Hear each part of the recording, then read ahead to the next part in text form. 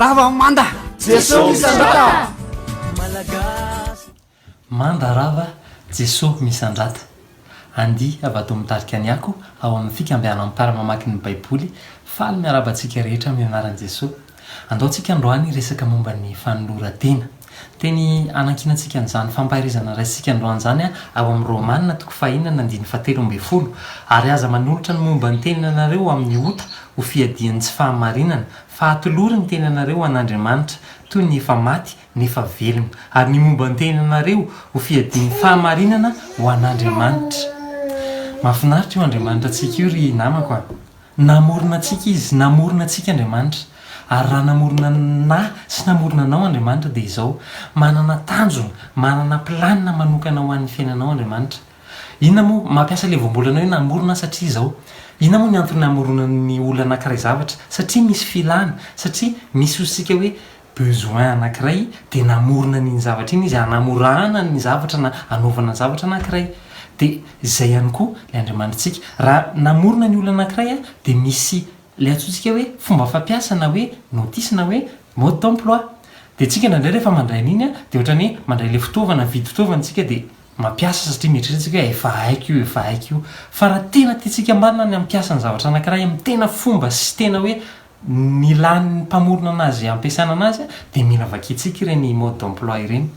Dia izay ihany koa Andriamanitra ary namako a. Izay ihany koa Andriamanitra namorona antsika izy dia manana ny planiny, manana ny tanjony ary tena tiantsika hoe hiditra amin'izany planiny izany.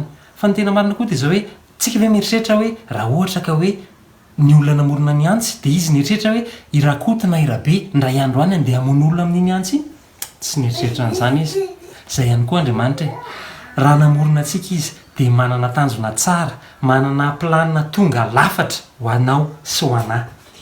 Ny angatahana amintsika dia ny hanolorantsika tena ho anazy. Tsisy afa-tsy ny fanolorantsika tena ho anazy na ahafahantsika mahafantatra marina ny tena planin'Andriamanitra ho an'ny fiainako sy ny an'ny fiainanao. Mamporisika antsika androany atoloro an'Andriamanitra ny tenantsika, atoloro an'Andriamanitra ny tenanao.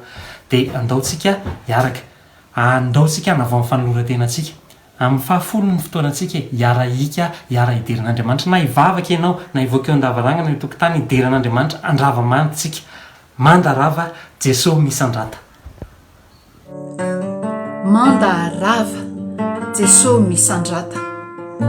Manasa antsika iray fo amin'izao vavaka izao. Manolotra ny tenanay ho anao izahay Jesosy. Manavao ny fanoloran-tenanay ho anao izahay. Maniry mafy teo olona araka ny fonao. Misafidy izahay Jesosy atanteraka izay sitrakao manomboka izao. Anompo anao amin'izay rehetra ametrahanao anay. Anompo anao amin'izay omenao anay.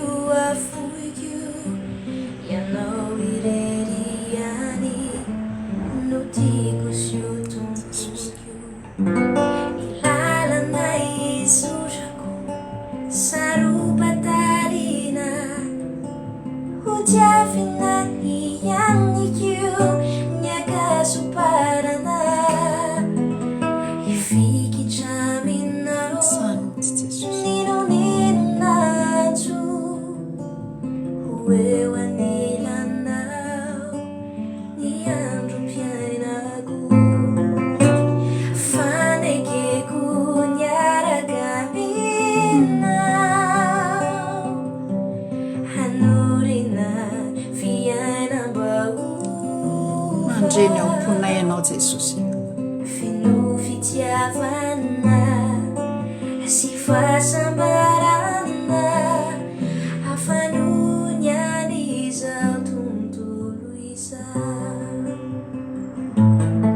Izay mahakasika anay rehetra Jesosy dia atolotray miaraka amin'ny tenanay.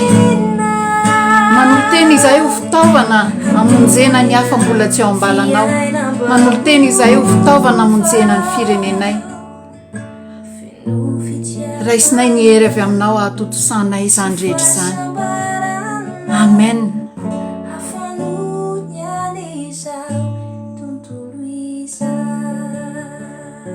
Mankasitraka Jesosy. Manda rava Jesosy misandrata.